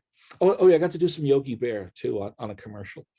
And the great thing about working with an old design is there's so much intelligence that goes into that design. Like the great thing about the original Yogi Bear is that once you start drawing him, in 15 minutes, you're drawing him like you drew him all your life. You're just like, this is a really sophisticated design, because it's really easy to get. Like if you're struggling, then maybe it's not that great a design. But like the Ed Benedict 1960s, Yogi Bear, the design is really easy to pick up, and it's fun. And you can animate it full, you can animate it limited, you could put it on 1s, you can put it on 4s, and it always works, and it always looks good. So I think that design is fun. Wile E. Coyote's fun. Daffy Duck is fun. Yeah, and Daffy's a lot of fun to throw around. Chuck's famous quote where somebody asked him, "What character do you think you're most like?" He says, "Well, I'd really like to think I'm Bugs, but I'm afraid I'm probably Daffy." So I think a lot of us can see that. Donald Duck was fun too. Donald's a little harder to draw than Daffy. The proportions are a little different. The eyes are separate. They're not together. They're separate, and the head is a little rounder, and the beak is a little more squared off than Daffy. But like Daffy, you could draw and get loose with and stuff. Donald, it's a little, it's very easy to go off model, and then you suddenly got a different duck. But there's a famous story. I think it was an old Woody Allen movie, I think The Front or something, of a screenwriter who was talking about a bestiary of humor. And he goes, ducks are funny. Horses aren't funny. Chickens are funny. Pigs are funny. And he just starts running down his list. Finally, he gets to like giraffes. Giraffes aren't funny. They look funny, but they're not funny. And he's right. He's true. You look at a giraffe and you go, "That's an interesting looking animal." But like right now, like in my backyard, we're getting a lot of migratory ducks and stuff, and running around in my pool. And you watch them, and they make you smile. Yeah. You just go, they're funny. It's true. Yeah, baby ducks, man. I love seeing them because in Florida now, spring is sprung almost. Oh It's yeah. either summer or spring. It's never winter. It's never fall Yeah. here in Florida. It's miserable. Uh, uh, But the babies are starting to come out. So I was oh, outside changing out my bird feeder, yeah. and I think they might have been blue jays, or they were Oh, it was either blue jays or I can't think of the other one. Anyways, yeah. but I heard him and I saw the nest up there. I'm like, oh shit, it's that time of year, because I love sitting outside. I love seeing the birds come down. Oh And then yeah. right down the street there's a lake. So Yeah. we heard him before we saw him. And this was last year, but we heard him before we saw him, and all you hear is quack, quack, quack, quack, quack, quack, quack, quack, quack. I'm like, Yeah. man, they sound really, really close. And then Yeah. it was just a gaggle of them. So the mom or the dad was in front, and then all the baby ducks were essentially following the mom, and they couldn't Oh, find the pond essentially. So yeah. they're sitting there, they're hiding behind the car, and then they come back around, they're looking through this side, and the guy finally opened up his gate so they could get back to the pond. But all you see is just this row of ducks and baby ducks just walking down the pond. So it's something about those little animals that make you bring a smile to your face. So Yeah, they make you smile. Yeah, there's a famous quote of Winston Churchill's, where Churchill had a great sense of humor with this stuff, and he was sitting in a farmyard looking at a pig pen, looking at all these pigs, and he goes, "Dogs look up at you, cats look down on you, pigs look at you as an equal." Isn't that great? I love uh, lines like that. and we get a couple more, and then we'll call it. I like that Sharpie one, Randy. So thank you for writing that. That's still just so fucking insane. Um, Matthew Coleman wants to know: do you ever, or do you think Disney would be open to doing another 2D animated feature? Mhm. Um, I hope so. I hope it'll be. A lot of times, whether that happens or not has to do with the management and everything. Like who's running the place right now. Like we were lucky that we had Roy Disney and everything, and Roy Disney really felt the Disney legacy. I mean, Roy was a gentle man. He's a very quiet man, but he's very effective. I mean, things happen, because Roy wanted them to happen. And I remember, like, Roy would sit quietly next to me and go, "People ask if I care. I gotta care. My name's on the damn door." And he was serious. He was like, yeah, yeah, I mean, he died in 2009, and I really felt like some of the spirit, like, I don't know if it's still there, the company, but that could change. I mean, like you saw in the Renaissance, when Roy Disney replaced, Ron Miller and stuff, and brought in Katzenberg and Eisner and those folks, and all, the company turned around really fast. And everybody at that time thought that animation was finished. Like they were going to get rid of animation. And actually, Eisner and Katzenberg, when they looked at the whole company, did advise Roy get rid of animation. It's just a bunch of old men, who play golf and make a movie every 5 years, Yeah. and and like, we'll live off the licensing, we'll just subcontract and license. And Roy Disney said, no, animation is the lifeblood, is the heartbeat of this company. Mm-hmm. We'll never not be making animation. And Roy insisted on that, and you're like, yes, sir. Because I'm my favorite billionaire. Doesn't have a gold toilet. That's a really, really nice man. But anyway, which could, I think it could happen and everything. I mean, that have to do a lot of, like, rebuilding it too, because they lost a lot of their personnel. I mean, there's only about four or five animators who have experience working on feature, like Mark Henn and Eric Goldberg and Randy Haycock and stuff.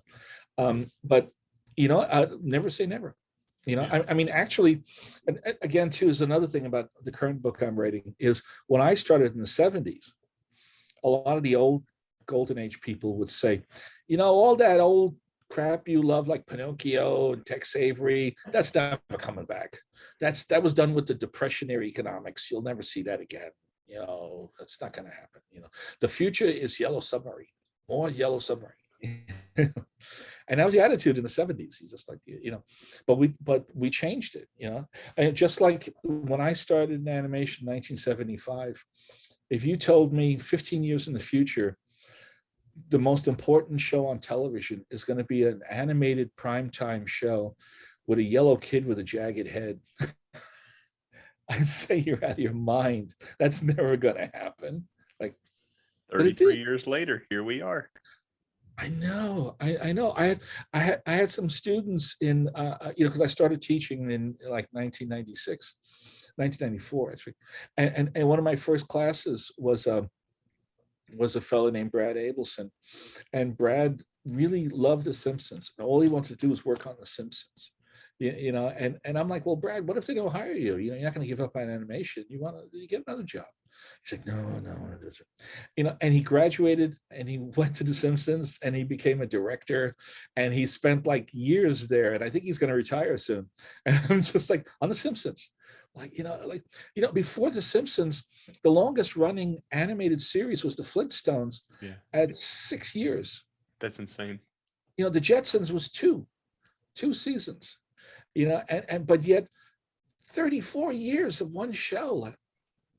How does that happen? The Simpsons is older than me. Yeah. I mean, actually, I was packing my bags to go to London to work on Who Framed Roger Rabbit. And one of my friends was David Silverman, who's the senior director on The Simpsons. And he says, Wes and I are going to work with Matt Groening. And, and he's designing the sitcom like the Flintstones. And I go, David, what's it called? And he goes, The Simpsons. And I go, well, David, that doesn't sound funny. Work on something good. Like get a real job. I'm like, okay, I'm wrong. It's like, who knew that it would take off like that? So, God bless them all. So, do you know the name? We got 2 more questions, and then we'll call it. But okay. Do you know the name Maxwell Adams? No. Okay, so he's an animator. He created the Grim Adventures of Billy and Mandy, a show for Cartoon Network, 2000-ish, 2001 to 2007, I think. He I believe it was him. So Maxwell, if you're listening, I apologize if this wasn't you, but I'm pretty sure it was him. But he was telling me how there was 2 shows that he was trying to decide on which one to go with. I believe he was saying Dumb and Dumber was a TV show, or it was an animated show, and they had this other show that was coming out that nobody had ever heard of from the creator of Beavis and Butthead called King of the Hill, right? So Dumb and Dumber was a property that everybody knew. They already did 1 season, so he's like, I'm pretty sure Dumb and Dumber is going to be here for the stay. Nobody knows what King of the Hill is. King of the Hill is just never going to be around. So he's like, I did the smart choice, and I stayed with Dumb and Dumber, and then Dumb and Dumber ended, and then I couldn't get on King of the Hill. So he's like, well, shit, right? So that was a little story about, hey, man, get a real job. Get on a show that lasts, and then you take the one that you think is going to last, and then the one that you didn't think was going to last blows up huge. That was my favorite animated sitcom from that era. I love King of the Hill. It's a phenomenal TV show. I mean, after Roger Rabbit, I was offered, I went on to Little Mermaid, but I had a choice between Little Mermaid or Ren and Stimpy.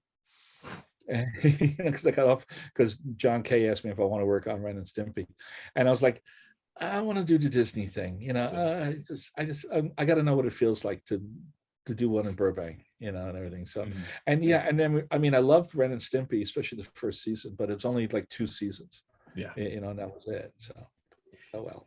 Yeah, that was one that I used to shit on consistently. It's just it wasn't my thing. Bob Camp did a phenomenal job with what he was handing in. John Kay is a name that he who must not be named type of thing, a Lord Voldemort character, if you will. That's right.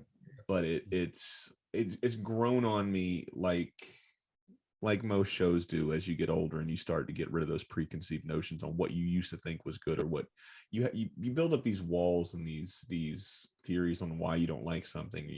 I didn't like it because it wasn't a thing, and then you try something down the road. It's like trying a food you didn't like as a kid, but you tried it as an adult. You're like, holy shit, I like this. Why didn't I try this shit 10 years sooner? Same thing with Ren and Stimpy. I'm starting to come around to it.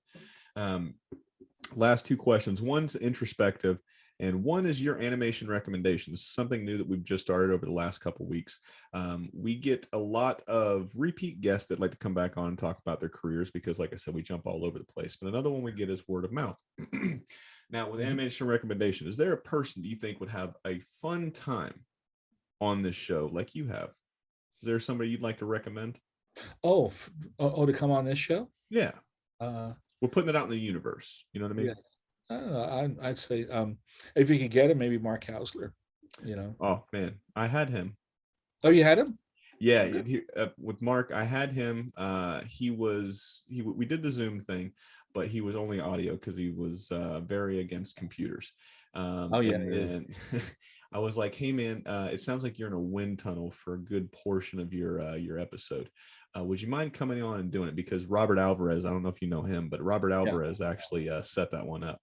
And then crickets. So I'm going to reach back out to Mark and see if he'd like to come back on. Yeah, I mean, Mark. Well, besides Roger Rabbit and Little Mermaid and Ren and Stimpy, he worked on Yellow Submarine. Yes. It's With like Robert. Yeah. He did my favorite. No, Counselor. I mean, he did one of my favorite pieces in Heavy Traffic, the Maybelline sequence, and everything set to the Chuck Berry song. Yeah. And all that was all Mark. And Mark's an incredible historian. He knows. Yes. He's like a walk. I mean, you look at and you buy any animation book, you look at the acknowledgments, you'll see Mark Hausler. Yep. So he has to be. So yeah, he's trying to come back. So he was a phenomenal guy because he went super deep. We talked pretty extensively about Roger Rabbit and then just his, because that's the first thing Robert told me. He's like, do not be surprised if he starts talking about one thing and then you guys look up and then it's 2 hours later, because his knowledge of animation is insane. He was like, I've met very few people that are like him, where he can just have it's like pulling out a drawer for a filing cabinet. He can go right to it and he can go super, super deep on it. I was like, man, it's so cool. He's like an old faithful geyser of animation that just like out of him. It's an incredible stuff. It really is, man.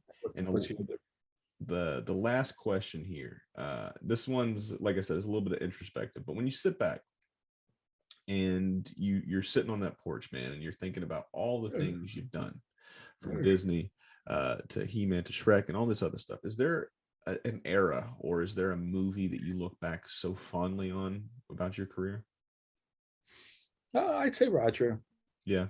I'd say Roger was good fun and everything, because it was Disney stuff and it was quality, and we were doing it in London, and London's a lot of fun. I mean, after work you go and get a pint. Like it's nice, it's just a very international crew, and working for Dick was always exciting, he was always fun, and I really enjoyed that. I'm trying to think of other stuff. Usually working for Dick was fun. I enjoyed, actually it's funny, the He-Man show was fun too, which is like, you didn't, I mean, generally I was just happy to have the job, and then when I was working on it, I remember my first week turning to the guy next to me and going, the name of this show isn't really He-Man, right? That's like a temp title. It's going to be like Ragnar or Karnak. No, it's He-Man. Like, okay, but then it was a monster hit. I still get invited to fan conventions. They're still asking me, like, what was your inspiration when you did show MU-37 Castle of Heroes?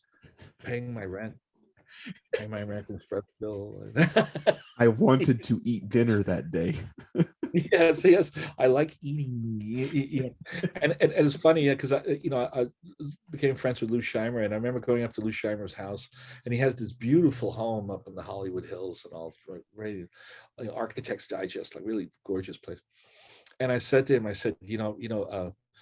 He-Man bought my first house. I call it Casa de He-Man. And Lou looked at me and he goes, Archie's. sugar, da da da da da. I go, I see. Yeah. That's phenomenal, man. Well, like I said, this has been a real blast. I didn't mean to take 2 hours of your time, but I really appreciate you sitting down with me, man. I never know what I'm going to get as far as conversations, what topics are going to come up, but I really appreciated this conversation, man. This is one like I said, I haven't had too many conversations since the father-in-law passed a couple weeks ago. It's been very difficult to talk cartoons. And this has been a real fun. I don't want to say distraction in a negative way, but this has been a real fun where I didn't have to think about anything negative. I didn't have to think about anything that was just weighing on me and my family. So, like I said, I really appreciate this time you spent with me tonight. I mean, I spent a year working with Chris Rock, and I never felt the urge to slap him. It's just. When this one comes out, that's not going to be as topical, but it's gonna. It's already done. Yeah, it really is, man. And it's just, I'm pretty sure he wishes he can go back and redo what he did. Not Chris Rock, Will Smith. Oh no, Will. Yeah. I mean, Chris is known for edgy humor. That's his whole thing. You know, like he's not gentle and everything. He goes right up to the edge of and pushes your button. You know, and that's the way he rolls. You know, so you know, if Will had just shut up, looked up, and smiled and said nothing, then the next day nobody would be talking about this. We'd all be talking about Chris's jokes were in dubious taste. You know, whatever. But it's a shame. It's a shame it happened. Yeah, it really is, man. And it was a very tame joke. And a lot of people will go, did he deserve to be slapped? Maybe, but it didn't need to happen. You know, there's plenty of people you can sit there and say, that's the great thing about this thing that I help defend, the freedom of speech, man. You can say whatever it is you want as long as you're okay with the consequences. But I'm going to pose this question. I guarantee you, if it was The Rock sitting up there saying that joke and not Chris Rock, nobody is getting out of their chair, you know. And I started this conversation when we were talking about Robin Williams being my favorite actor. My favorite actors that are still alive is Will Smith and Leonardo DiCaprio, man. I got to say, I lost a lot of respect. And a lot of people go, well, what happens if it would have been your wife up there? Yeah. The thing with comedians don't have a medical record on everybody. They're like, oh, well, he knew because everybody knew that she had alopecia and it came out. This is the first I'd ever heard about it. I didn't even know what alopecia was. Yeah. You know, and so especially and especially after Black Panther, there was a lot of women who were doing the shaved head thing as a fashion because it looked cool in the movie. You know, the old Hollywood thing to do would be punch him out at the party. You know, just like you wait for the broadcast to be over, then you meet him later in the bar, like. You know, like there's a famous story about in the early 30s, John Gilbert, who was like sort of like John Gilbert was kind of like the Brad Pitt of the late 20s. You know, he was a very matinee idol, very gorgeous, handsome young man. He was dating, he was with Greta Garbo. And he and Garbo were living together and they were going to get married and stuff. And supposedly after the Oscars at a party, Louis B. Mayer said to him, jokingly, he said, why do you want to get married when you're getting it anyway every day? So, and Gilbert punched him, actually knocked him down. And Louis B. Mayer jumped out and said, I'm going to ruin you if it costs me millions. And Gilbert, well, sound was just hitting back then, and Gilbert's voice wasn't that interesting. But a lot of people say that, you know, Gilbert wasn't completely ruined by sound, but just that the sound era came in and his star faded. The movie Star is Born is kind of based on Gilbert in a way, about like he went from this Brad Pitt style George Clooney like top tier to like nothing. You know, there was another one about Humphrey Bogart got fired also by Louis B. Mayer because Louis was chasing one of the young starlets, you know, and Bogart had moved from Warner Brothers over to MGM. And at one point they said, well, Mr. Mayer can't come in because he had a riding accident. You know, like he fell off his horse. And Bogey said, oh, I thought you were going to say he fell off May Clark. And and Mayer fired him. It's like, but not out in the open, not in front of all the cameras of the world, you know, like that. So it's definitely something that I think could have been handled, and I'm pretty sure we've all been there, not to the extent of that, but I mean, I'm pretty sure we've all been so hot over something, you know. I don't know what was going through his head. Most people don't know what was going through Will's head. I mean, yeah. I don't know, man. I wish it never happened. I'm pretty sure everybody involved wish it never happened as well. too. Yeah, it's sad. Um, It's very sad. Yeah, I feel sorry for the Venus and Serena Williams too, because yeah, that was supposed to be their night where they did honor their father, and they. I don't know. Next week rolls around, this will be straightened out, or some Mhm. bridges will be mended instead of burnt down. Yeah, So I've yeah, got hope. I try to be as optimistic as possible in a very yeah, pessimistic time or a realistic time, depending on how you look at life. yeah. But like I said, man, I really appreciate your time. I really appreciate your candor. Like I said, this has been very cathartic for me. I really enjoyed it. Okay. So, Well, good. um, Thank you. And I think too, when you're thinking about ADRing and so or whatever, I would probably edit the early on when we were talking about when Disney got rid of Art Babbitt and had that animus thing. That was kind of negative. It didn't really go anywhere. okay, You yeah, know that. that's no problem. Yeah. It's just like a little. I would probably take that out and No edit it problem. because it was needlessly dark and everything. It doesn't have to be. And we got so much other material. I think you're in a Oh good yeah, place. yeah, it'll be perfect. Yeah. So like I said, man, this has been real fun. We'll have to do it again, and we'll go super, super deep, and we'll throw it up there for the fans to choose whatever movie they want to talk about, and then we'll see if you want to come Okay. back on, and we'll talk again. But he's Sure. been Tom. I've been Julian. This has been a What's in My Head podcast, and it's been another piece of your childhood. Good night. Okay.